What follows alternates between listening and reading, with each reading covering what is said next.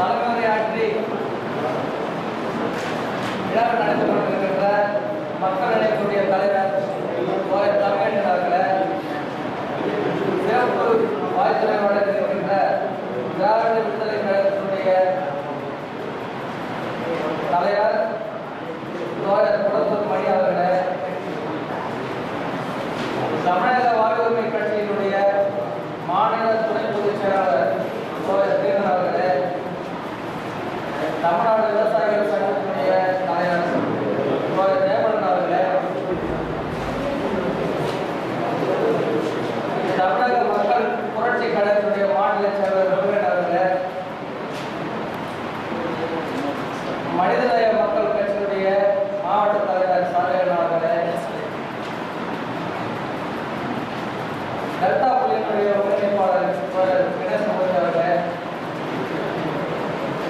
ஓரி அனந்தர் அவர்களே, அனீஷ் அவர்களே, நன்றுரையாற்ற இருக்கின்ற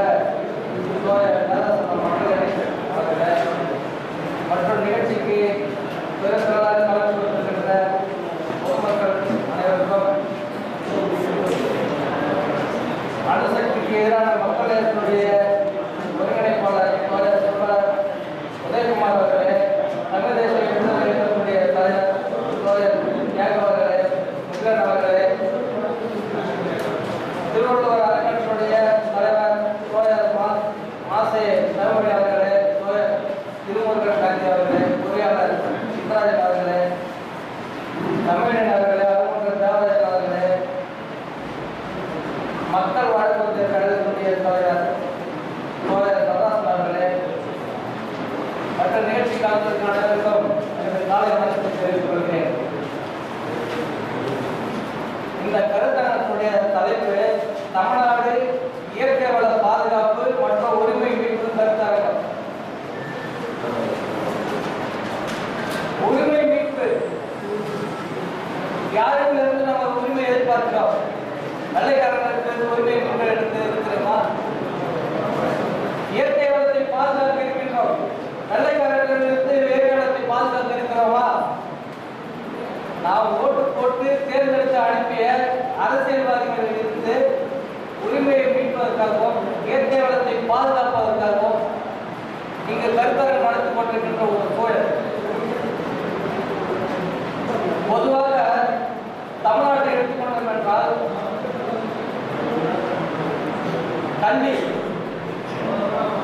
கல்வி நிறுவனங்கள் சாராய வியாபாரி கையில் இருக்கிறது. அரசியல்வாதிகள் அதன் பின்புலமாக செயல்படுகிறார்கள். சாமானியப்பட்ட மக்களுக்கு கல்வி கிடைக்கிறதா என்றால் இல்லை என்ற நிலை நீடிக்கிறது. பொருளாதாரத்தில் வளர்ந்திருக்கின்ற மக்களுக்கு கல்வி கிடைத்திருக்கிறது. பொருளாதாரத்தில் பின்தங்கிய மக்களுக்கு கல்வி என்பது எட்ட கனியாக இருக்கிறது. அடுத்ததாக சுகாதாரம். வசதி வாய்ப்புள்ள அனைவருக்கும் சுகாதாரமாக இருக்கின்ற சூழல் இருக்கிறது. சாமானியப்பட்ட மக்களுக்கு ஒரு மருத்துவ வசதி பார்ப்பது என்றால் எட்ட கனியாக இருக்கிறது. வேலை வாய்ப்பு. பணம் உள்ளவர்களுக்கு அரசு வேலை வாய்ப்பு கிடைத்திருக்கிறது. பணம் இல்லாதவர்களுக்கு அரசு வேலை என்பது எட்ட கனியாக இருக்கிறது. விவசாயிகளுடைய பாதிப்பை பற்றி சொன்னார்கள். மீத்தேன் எதிர்ப்பு மாநாடாக இருக்கட்டும், விவசாயிகளுக்கு எதிராக மரபணு மாற்று பயிர் இருக்கட்டும், எத்தனை போராட்டம் நடத்தினாலும் அரசியல்வாதிகளும் நம்மை ஆட்பட்டிருப்பவர்களும் ஆள துடிப்பவர்களும் ஆள வருபவர்களும் நமக்கு எதிராக தான் செயல்படுகிறார்கள் என்பது மட்டும் நிதர்சனமான உண்மை. இன்றைக்கு காவல்நிலையங்கள் சென்று பொதுமக்களுக்கு நீதி கிடைக்கிறதா என்று கேட்டால் பணம் உள்ளவர்களுக்கு அரசியல் ஆதாயம் உள்ளவர்களுக்கு மட்டும்தான் காவல் நிலையத்தில் நீதி வழங்குகின்ற ஒரு சூழல் இருக்கிறது. நீதிமன்றங்கள் எடுத்து சொல்ல வேண்டும் என்றால் நீதிமன்றத்தில் கூட சாமானியப்பட்ட மக்களுக்கு நீதி கிடைக்கவில்லை. இதுதான் நமது ஜனநாயக நாட்டினுடைய இன்றைய நிலை. அரசியல் என்ன சொல்லிக் கொண்டிருக்கிறது? வறுமை கோட்டுக்கு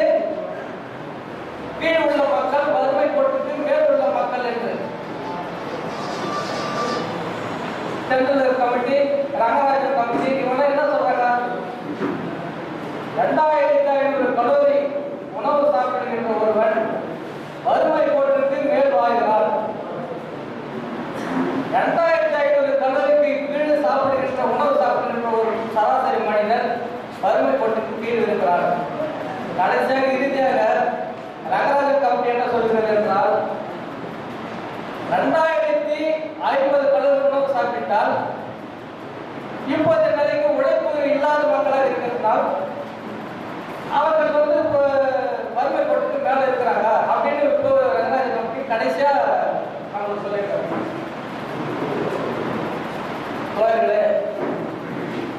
உணவு மட்டும் 2050 கலோரிக்கு உட்கொண்டால் அந்த மக்கள் பொருளாதாரத்திலும் வறுமை கோட்டுக்கு மேல் வாழ்கிறார்கள் என்றால் அவர்களுக்கு சுகாதாரத்திற்கு பணம் எங்கிருந்து வருகிறது? உடையர்களுக்கு பணம் தேவையில்லையா? உட்கார்வதற்கு இடம் தேவையில்லையா என்ற நிலைமையும் மிகவும் கேவலமாக இருக்கிறது. நண்பர்களே, ஒரு ஆலயத்தினுள் இது போன்ற கருத்தரங்கள் நிகழ்த்திவிட்டு அரசிடமிருந்து நமது கோரிக்கைகளை எதிர்பார்க்கிறோம் என்று சொன்னால் நிச்சயமாக நிறைவேறாது. மக்களிடத்தில் இந்த கருத்துக்கள் கொள்கைகள் மக்களிடத்தில் எடுத்து சென்று ஒவ்வொரு கிராமங்களிலும் சென்று இந்த கொள்கைகளை எடுத்து சென்று போராட வேண்டும். இந்த காஞ்சிபுரத்தில் ஏற்றுகின்ற இந்த தீ தமிழகம் முழுவதும் பரவ வேண்டும். அரசியல் கட்சி தலைவர்களின் தலையில் பெரிய இடியாக இறங்க வேண்டும். நான் ஒரு கட்டுரை படித்தேன். 1000 சிந்தனையாளர்களை விட ஒரு பேச்சாளர் மிகவும் உயர்ந்தவன் என்று. 1000 பேச்சாளர்களை விட ஒரு செயலர் மேல் என்று.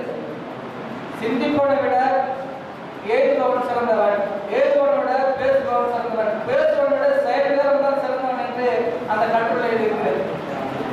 நாம் சிந்தித்து விட்டோம், எழுதிவிட்டோம், பேசிவிட்டோம், அடுத்ததாக செயல்பட வேண்டும். செயல்படுவதற்காக இங்கு நாம் ஒவ்வொருவரும் முன்னெடுத்து சென்றால் இந்த மக்கள் இணையத்தை மாபெரும் இயக்கமாக உருவாக்க முடியும்.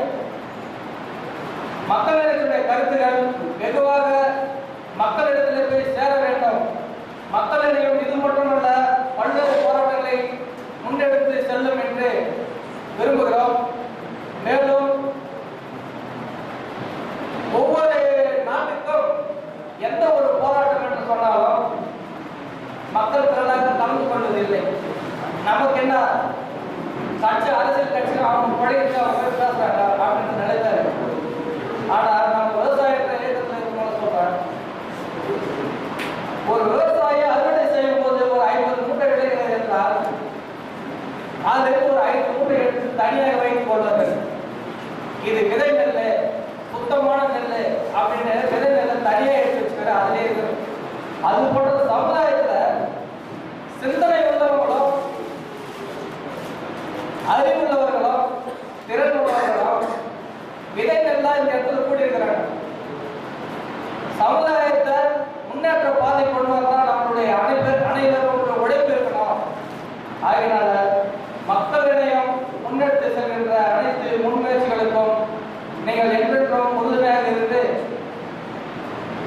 இந்த கருத்தரங்கு வெல்ல பாடுபட வேண்டும் என்று சொல்லி வாய்ப்புக்கு நன்றி விடைபெறுகிறேன். நன்றி.